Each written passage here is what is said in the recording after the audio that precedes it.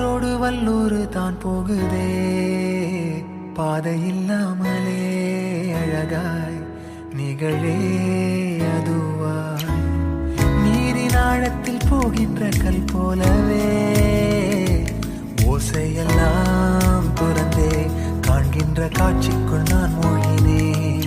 திமிலேறி காலை மேல் தூங்கும் காகம்